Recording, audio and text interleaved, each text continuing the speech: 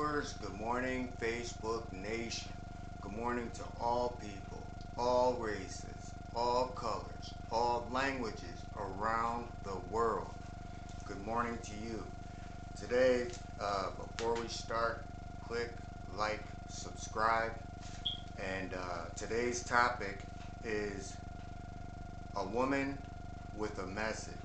And the topic is going to discuss influential women, especially one in particular, which we will get to. Her name is Benazir Bhutto. But before that, we're going to go through the process of two other women who influenced the world around us. But I want to explain before we start, there's all types of women as well as men in this world. There's good women, there's bad women, and then there's women who are really, really good women. But because of, the things that are going on in the world, they are questioning their worth, and should they become like other women, where some women that just don't care and they use manipulation, and they're falling into this false belief that if you can't beat them, join them. So I'm here to bring those women back. But before I do, I want to open up your eyes to something that my eyes were open to, and I want to share this because for the women out there, you're going to want to play this all the way through, because the information in this video is going to blow your mind. And I'm going to start out and I'm going to hit you all hard right now and right here. Okay? So I want to read something to you, and then many of you have read this, many of you have gone into, so it doesn't matter, it could be religious, it could be social circles, and you've heard this, you've heard men say it all the time. And they say, well, Eve sinned, and religions teach, oh well, Eve sinned. I want to share something with you that you can look at this in another way, empower yourself right off of the top, because facts speak, opinions lie. So I'm going to give you the facts. And I quote, "And the Lord God commanded the man, saying, of every tree of the garden thou mayest freely eat, but of the tree of knowledge of good and evil thou shalt not eat of it." And this is Genesis, I believe it's the second chapter, or it could be the first chapter, verses 16 and 17. Okay, so Eve wasn't created. Eve was not created. Go into your Bible and read this. Eve had not even been on the face of this earth. So God told Adam not to eat of that tree. But we've been taught differently. And this is how manipulation works. So in 2021, we're going to undo all the brainwashing, all the manipulation, because we are going to stand firm and know our truths. So I just had to share that part with you. And, for those who look to see if what I'm saying is true, it'll give you a whole different perspective. But since they gave you this opinion that it was Eve's fault, I want to give you an opinion in a way that you should look at another thing that God had said to Adam.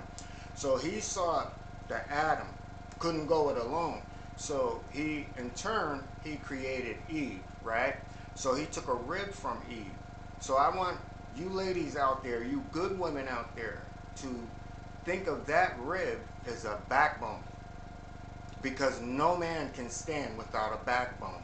And behind every world leader, behind every messenger of peace, behind every man in this world, there's a strong woman who stands beside that man to make him stronger. So you're that backbone. Reclaim your position, because you are all queens in this world. But it's up to us to accept our reality and stop dealing with the lies that tear us down, and promote lies that tear us down. So now I want to start out, since Eve was the first one, she was the first woman who influenced everything. They sent a bad message about her, but in actuality she did not sin. because God never told her not to eat the apple or the tree from the tree. He told Adam. She was not even on the earth at that time. So now now that is influential right there and then. That's influential. Now we're going to talk about Princess Diana. Now Princess Diana was unique because Princess Diana, she crossed all color barriers, and anyone, she's revered, and people who know of her know the good things that she did.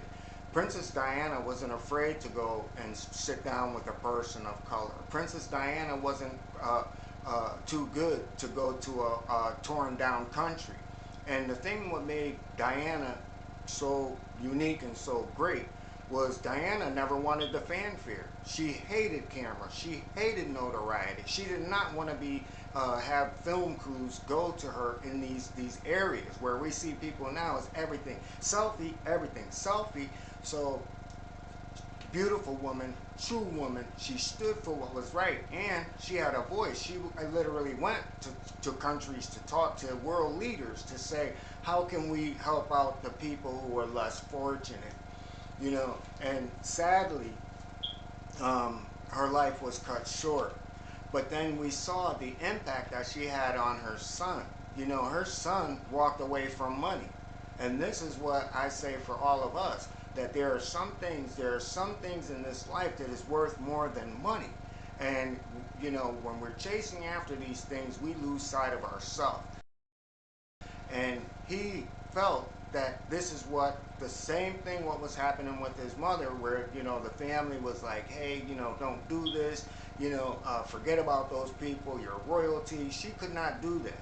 And also she could not live with a lie, knowing that that there was other stuff going on in the family. So when she left and walked away from the situation, I'm going to go back to her son, but when she walked away from the situation and walked away from her husband, she went to a person who was of color. And think about that. It blows my mind, but she went to a person of color because I think she identified with everything that was going on in the world. And I think somewhere inside, she was trying to send a message to say that we're all one people. And I think that this is the way that she did that. And, choosing the husband that she was going to marry. I don't know if she married him, but that this was the husband. So, there's a lot more in a message than sometimes just love. So not to say she didn't love him. She did love him because they were literally inseparable. But to go back to her son realized this same thing too. Her son went into the military, where he could have had a choice not to. He could have, he could have made the decision just to stay upon royalty, stay in his place, stay in his lane, have his wife picked out for him, hand picked out for him, and he's like, no, this is the person that I love. So, think about what he had to hear his family saying about his wife. And this is what we find too often. This is all manipulation. But it takes a strong person to say, hey, I'm not taking this anymore. And if I have to give this up, which he walked away from his entire family. So he had to give that up in order to find the happiness that, the true happiness within himself. So that is Princess Diana. And, what she did for the world. Now, I want to speak about a woman who gave her life. I can't be into specifics of her death, but she was assassinated. But because of religious differences, I don't want to cross into someone's, I don't want to speak into it. So this is something that you'll have to, look up for yourself if you're interested. But this woman, and her name is Benazir Bhutto, and her name is spelled Benazir Bhutto, Bhutto. Okay, now this woman, she cared about her people. She cared about her people, She cared about, freedom. She spoke up for women's rights in her country. And she was from Pakistan. So she was Pakistani. But she went all across the world speaking to world leaders about peace and democracy. So this woman, she had already been in power. So through that, she, after she was out of office, she had to exile. She had to leave her country because, they basically spread lies about her, and her freedom was in jeopardy. So, when she didn't just exile and say, hey, I'm not going back to my country, I'm just going to go around, I'm going to just stay in my place and stay where I am. No, she continued to go and speak the message of, the better day and what the vision that she had for her people in Pakistan. So, in her last interview, so I'm going to quote her word for word, and if this can't uplift a woman, any woman that is out there, about how much of a backbone you are, this woman is the pedestal of that. And before we even go any farther, just doing the research on this woman, that woman is my wife. Now, not literally, because her husband was in prison, when she was exiled. Her husband was in prison. Her brother was killed, her father was killed, her husband was in prison. She had to exile. So, but to go back to her, what she stood for is what I want in a wife, what I want in a woman, what I want. That woman is my backbone. So, in this interview, she was on her way back because, not because the people were calling for her to come back, but because she had made a promise to the people that she would go back, that she would, stand united with them in their pursuit of, better things, poverty, better rights for women, and just better all around a say-so, a voice, that the people can have a voice in her country. So, in this interview, the interviewer said to Benazir, she said, they're claiming that, you stole from the people, that, you've committed these crimes. And Benazir was said, no, that's untrue. And that, one of the reasons that she left is because, is that they knew that it was true, but she feared for her life. So the woman said, are you going to go back? Are you going to go back to your country? They're expecting you. You said that you would go back in 2 weeks. Will you be there? So she said, yes, I will. But I want to read to you what this woman said. She says, and I quote, "The most important things in life is to serve the people. And when you go to the grave, you don't take any property with you. So I put all that I have ever owned. I put my life, which God has gifted to me. I put my liberty. I put my livelihood. I put my reputation. I put the welfare of my children, the welfare of my husband on the line, prepared to sacrifice it all for the welfare of my nation."